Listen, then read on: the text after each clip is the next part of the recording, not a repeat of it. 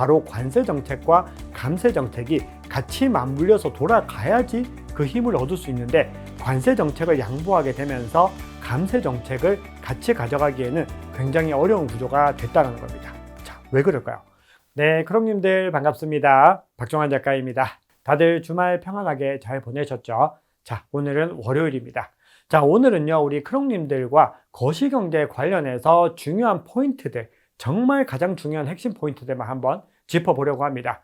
자, 지금 거시경제 상황이 굉장히 복잡합니다. 여러 가지 사건들이 일어나고 있고, 치열하게 대립구도들도 만들어지고 있고, 서로 간에 갈등도 생겨나고 있고, 이로 인한 여파들이 주식시장이나 여러 자산시장에 영향을 미치고 있습니다.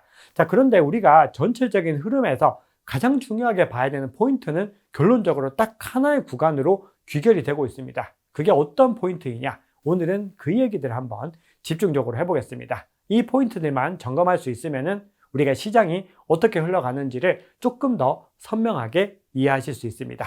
자, 그럼 오늘 이야기 한번 바로 들어가 보겠습니다. 네, 최근에 무디스가 미국의 국가 신용 등급을 갖다가 한 단계 강등을 했습니다. 원래 AAA로 최고 단계에서 한 단계 내린 건데요. 그러다 보니까 미국의 대형은행의 신용 등급도 국가가 한 단계 내려갔기 때문에 자연스럽게 강등을 시켰습니다.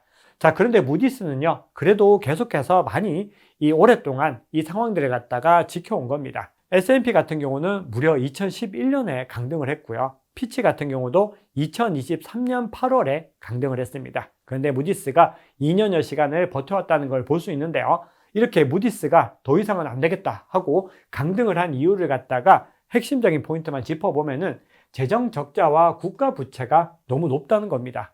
미국은 빚으로 연명하는 나라인데 이 빚의 수준이 이제는 감당하기 어려울 정도까지 가지 않았나, 이런 관점들을 가져온 거고요. 결국은 이로 인해서 높은 이자 비용 부담이 발생하게 되고 정치적인 교착과 재정개혁의 부재로 인해서 이 흐름들이 근본적으로 해결될 수 있는 기미가 잘 보이지 않는다, 이렇게 이야기를 하는 거죠. 거기다가 인플레이션과 트럼프 대통령의 무역 정책의 불확실성, 이런 것들도 하나의 이유로서 작용을 하고 있는데요. 사실은 트럼프 행정부가 계속해서 관세에 대한 부분들을 밀어붙이는 이유도 이 문제들을 근원적으로 해결해 보고자 하는 노력의 일환이었습니다. 즉, 지금의 기조로 계속 가게 됐을 때는 이 재정 적자가 천문학적으로 계속해서 쌓일 것이기 때문에 이것들을 근원적으로 한번 줄여볼 수 있는 방안이 뭔가, 여기에서 무역 적자를 해소하고 재정 부채들을 줄여내기 위해서 강하게 관세 정책을 가져갔던 거죠. 하지만 그 관세 정책으로 인해서 다른 문제점들이 도출이 되면서 트럼프 대통령도 한 발 물러서는 움직임을 보이는 겁니다. 네, 그러면 무디스가 신용 등급을 강등하고 나서 시장은 어떻게 움직였을까요?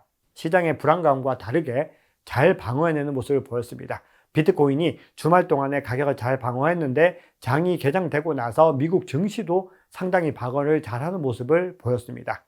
자, 그런데 피치가 강등했던 2023년 8월로 한번 가볼까요? 그때 미 증시는 나스닥을 가지고 와 봤는데요, 이렇게 크게 하락하는 국면을 보였습니다. 그 당시에 무려 10% 정도가 짧은 기간 동안에 떨어져 내리는 것들을 확인할 수 있었습니다. 그런데 비트코인은 불과 2% 내외 정도의 변동성만 보이면서 아주 작은 변동폭을 가져갔습니다. 그만큼 비트코인이 이 당시에도 대체 자산으로서의 정체성을 가지고 갔다는 겁니다. 즉, 미국 증시와 같이 움직이지 않았다. 이 부분들이 굉장히 중요하다고 볼 수 있는 거죠. 자, 그런데 공교롭게도 그 이후에 비트코인이 16% 조정을 딱 받았는데요. 자, 요거는 이유가 피치의 금리 인하가 아니라 그해 그 같은 달 8월 중순에 스페이스X가 보유하고 있던 비트코인을 매각했다라는 소식이 전해지면서 이런 결과가 나왔습니다. 결국은 어떤 것이 중요한지 알 수 있죠. 비트코인은 유동성 자산이면서 채택의 관점이 가장 중요하다는 것을 여기서도 확인할 수 있었습니다. 자, 그런데 그 다음이 중요합니다. 이후에 비트코인은 어떤 움직임을 보였을까요?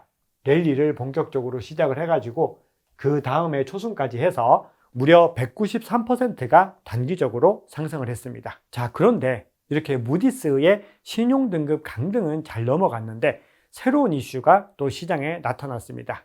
자, 여기서 우리가 주의해야 되는 부분들은 결국은 시장은요, 어떤 이슈가 해결되면은 어김없이 새로운 이슈가 나타나고 이런 부분들이 계속해서 반복됩니다. 즉, 시장이 언제든 평탄하게 상승했던 적은 없다는 겁니다. 그렇기 때문에 우리는 시장의 어떤 성숙 과정이 이러한 것들을 잘 봉합하면서 올라간다는 것을 중요하게 보셔야 됩니다. 즉 어떤 악재들이 나타나거나 어떤 이슈들이 나타나면은 두려워할 것이 아니라 시장이 이번에는 어떻게 이 이슈들을 해결해 나갈까, 이 부분들을 주목을 하셔야 됩니다.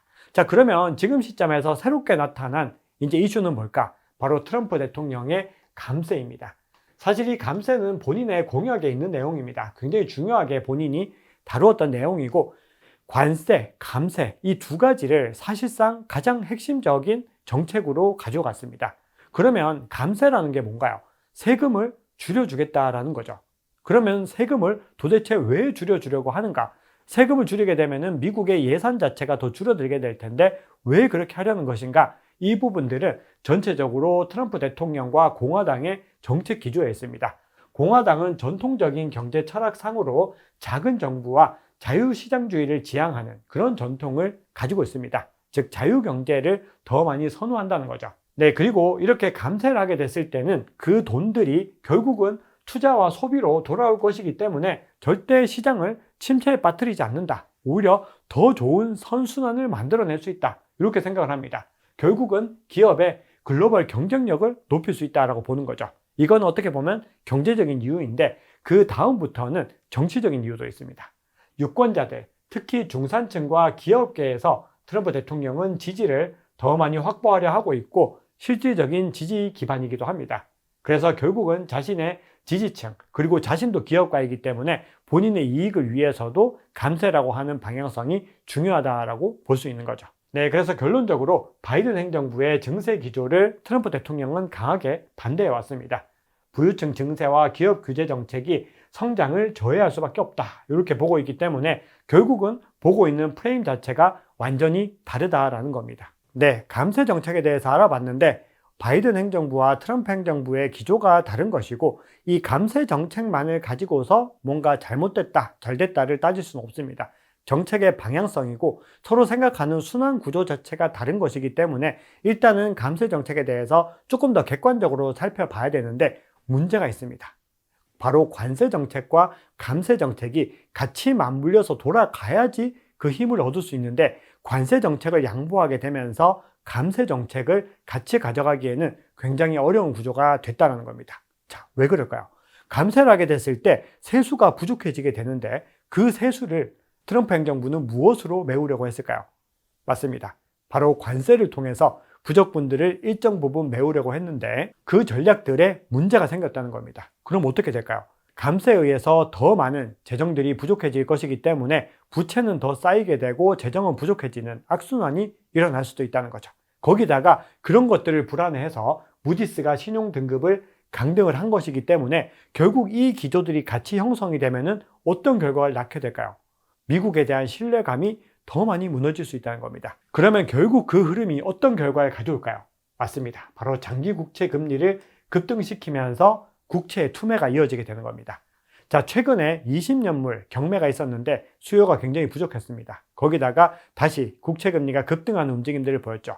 국채 금리는 국채 가격과는 반대입니다. 즉 국채 금리가 급등한다라고 하는 것은 수요가 부족해지고 매도가 더 많이 일어난다라는 것이기 때문에 트럼프 대통령의 입장에서는 가장 불안해하는 측면이다라고 볼 수 있죠. 그렇기 때문에 우리는 결국 지금 가장 중요한 포인트는 국채 수요가 계속해서 감소할 수 있다는 부분인데 그러면 이 감소한 물량들을 어디에서 받아낼 수 있을까? 이 부분들이 가장 중요하다라고 볼 수가 있는 겁니다. 네, 그래서 IMF를 비롯해서 중요한 국제기구들에서도 우려감을 표시하고 있습니다. IMF가 트럼프의 감세 논란에 대해서 재정 적자부터 줄여라 이렇게 이야기를 하면서 부정적인 의견을 내고 있는 것을 볼 수 있죠. 네, 실질적으로 감세 논란이 점화가 되면서 20년물 국채 금리가 5.1%를 넘어섰습니다. 한번 보시면은 순식간에 급등하는 움직임들을 볼 수가 있는 겁니다. 자, 그래서 결론을 한번 내려보자면 결국 지금 시점에서 미국이 가장 중요하게 봐야 되는 건 무엇일까요? 맞습니다. 바로 국채 수요를 탄탄히 해줄 수 있는 도구가 현재 시점에서는 가장 중요하다고 볼 수 있습니다. 만약에 계속해서 다른 국가들이 미국의 신용도가 흔들린다는 판단으로 미국 국채가 더 이상 안전자산이 아니다라고 생각하게 됐을 때는 미국의 경제 근간이 흔들릴 수 있다는 겁니다. 자, 그래서 미국 내에서는 어떤 방향성을 가장 중요하게 가져가고 있을까요? 최근에 미국의 재무장관이죠. 스콧 베센트가 이런 얘기를 했습니다. SLR 규제 완화를 두고서 연준도 최우선 과제로 삼고 있는 것 같다. 이렇게 이야기를 하고 있습니다. 자, 이게 어떤 의미일까요?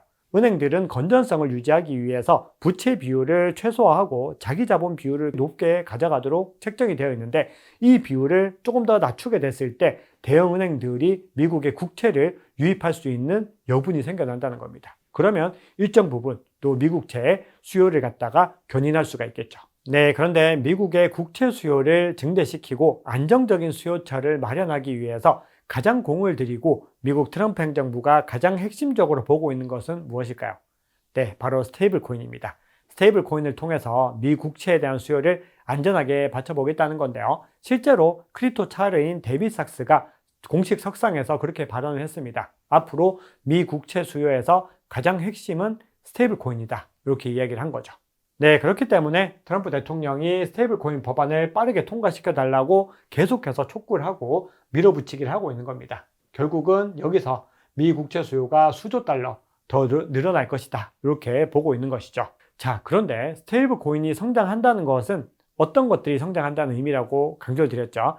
스테이블 코인도 암호화폐입니다. 즉, 스테이블 코인이 성장한다는 것은 궁극적으로 암호화폐 시장이 성장한다. 이런 의미로 볼 수가 있습니다. 자, 그럼 우리는 몇 가지 시나리오를 한번 생각해 보겠습니다. 현재 상원에서 통과가 되고 이제는 최종적으로 승인이 될 것이다 라는 의견들이 많이 있고, 실질적으로 시장에서는 좀 지배적인 기대감으로 반영이 되고 있는데요. 만약에 통과가 되지 못하더라도 결국 비트코인은 중장기적으로 상승할 가능성이 높다라고 생각을 합니다. 스테이블 코인과 무관하게 리스크 해지 자산으로서의 정체성이 강화될 것이기 때문에 그렇습니다.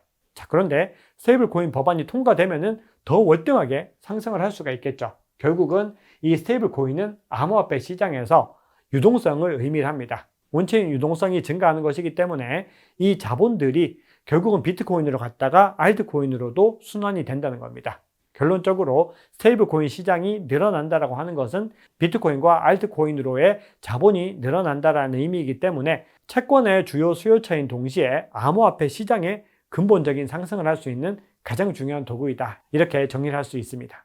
네, 최근에 무디스가 미국의 국가 신용 등급을 강등한 것은 단순히 숫자를 의미하는 것이 아닙니다. 결국은 이 시스템에 대한 근본적인 의심을 의미를 합니다. 그럼 이렇게 시스템에 대한 의심이 늘어나게 되고 새로운 수요들이 나타나는 이런 과도기에서는 새로운 자산이 가장 부각되게 됩니다. 결국 우리가 이 위기에서 가장 굳건하게 상승할 수 있는 핵심적인 자산을 선택하는 것이 우리의 부를 확장하는 최고의 열쇠가 될 텐데요. 그 중심에 비트코인이 있다는 것을 우리 크롱님들 기억하시면서 앞으로도 투자 전략 이어가시면 좋겠습니다. 네, 오늘 준비한 얘기는 여기까지입니다. 늘 우리 크롱님들의 행복한 투자, 성공 투자를 응원합니다. 박종환 작가였습니다.